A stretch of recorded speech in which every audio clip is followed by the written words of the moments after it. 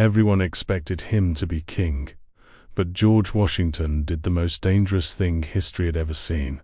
He refused the power. Imagine for a moment, you've won the war.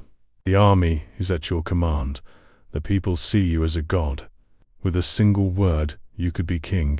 But you say no. That is how shocking George Washington's story truly is.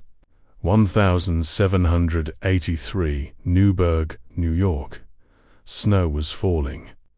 The tent was freezing, but George Washington felt a chill from something else. The letter in his hand was trembling. The author of the letter, one of his own generals, the content. A call to mutiny. They had fought for 7 years. Thousands of soldiers had died. And now, Congress was refusing to pay them. The soldiers were starving. Their families were destitute, and they had no patience left. Washington slowly folded the letter. He looked out the window. The campfires of the army glowed in the darkness. They trust me, he thought. But what am I supposed to tell them? At that moment, there was a knock on the door. Hold on a minute, because the man walking through that door was Washington's most trusted ally, and the news he brought would change everything. Colonel Henley entered. His face was tense. "General," he said, "the soldiers are gathering. There is a massive meeting tomorrow, and I don't think they want to listen to you." Washington looked up. "What do you mean?" Henley took a deep breath. "You saw the letter. Some officers. They want to force Congress's hand, at gunpoint." Silence. Washington stood up. He walked to the window. Outside, soldiers sat by the fire. They laughed. They sang. They didn't know. They didn't know that their general was making the hardest decision in history at that very moment. Henry Washington said. His voice was low but firm. "I will go to the meeting tomorrow. But, General, I will go, and I will tell them the truth." When Henley left, Washington was alone. He sat at his desk. He rested his head in his hand. "If I say the wrong thing, this country dies before it is even born." But the real shocker wasn't the decision Washington made in that room. There was another plan unknown at the time. That same night, Philadelphia. Members of Congress were gathered. There was a letter on the table. The subject, declaring George Washington king. "Think about it," a representative said. "The people love him. The army is loyal to him. If he becomes our king, we will have stability." Another objected, "But we fought against monarchy." "No," said the first man, "we fought against tyranny. George Washington is no tyrant. He is different." The room was quiet. Then an old man stood up. It was Benjamin Franklin. "Gentlemen," he said, "if you offer Washington a crown, you know he won't accept it, right?" Silence. Franklin continued. "That man hasn't seen his family in 8 years. He misses his farm. He refused payment. He doesn't care about fame. Do you really think that man wants a crown?" No one answered, because they all knew George Washington was the only leader who didn't want power. And perhaps that was why. He was the one most deserving of it. What you've seen so far is nothing, because when Washington went to that meeting the next morning, no one was ready. March 15, 1783, morning. 500 soldiers packed the meeting hall. Officers, generals, infantry, everyone was furious. An officer took the stage and shouted, "Congress has forgotten us. Our families are starving. We must take what is ours by force." The crowd roared, "Yes, yes." Just then, the door opened. George Washington walked in. Everyone turned. Silence fell over the room. Washington walked to the stage. He held a piece of paper. His speech. He began to read. His voice was calm, but powerful. "Gentlemen," he said, I understand you.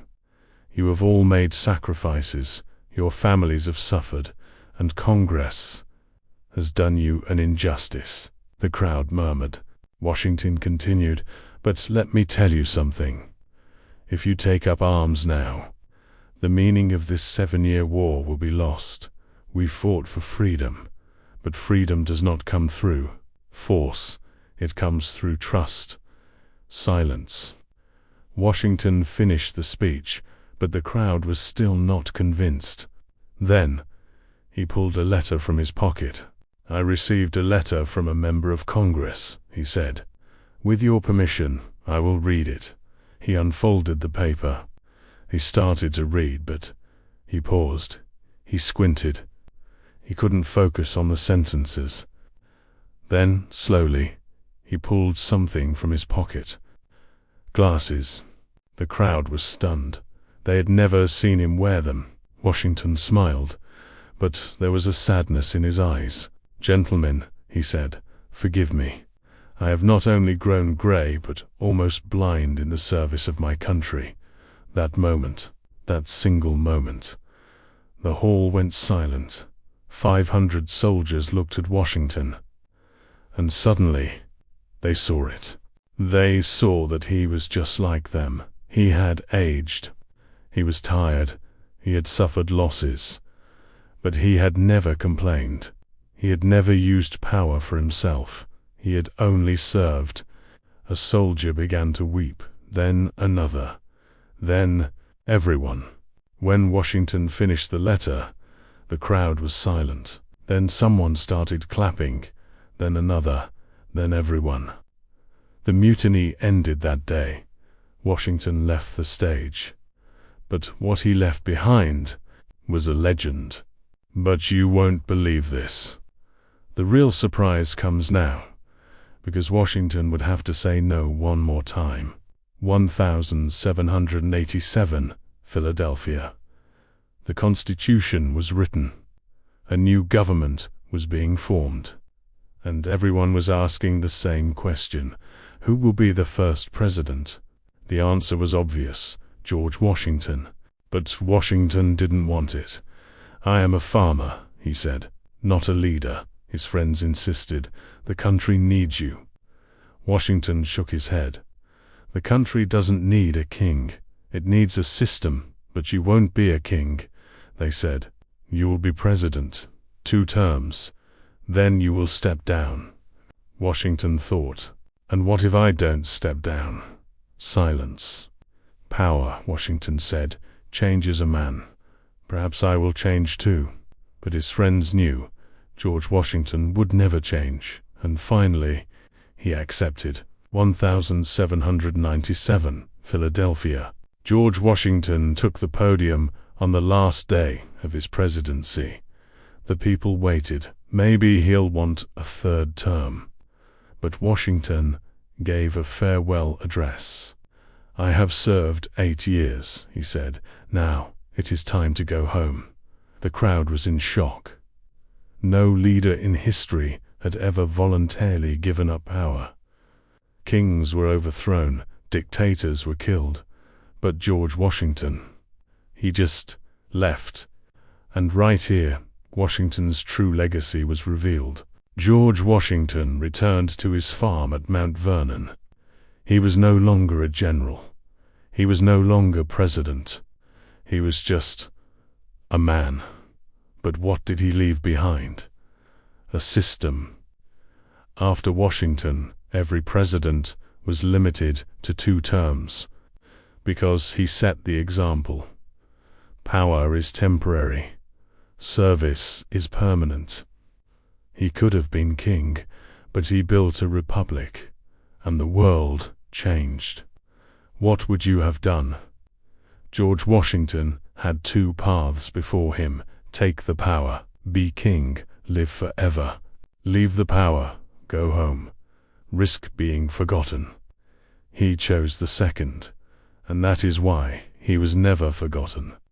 Because true power lies in the ability to let it go. Now I ask you, if you were in his place, what would you have done? The crown or freedom? When George Washington died, even his enemy, King George III, said he was the greatest man of his age. And do you know why? Because he was the only leader who didn't want power. This is the most dangerous decision in history. To reject power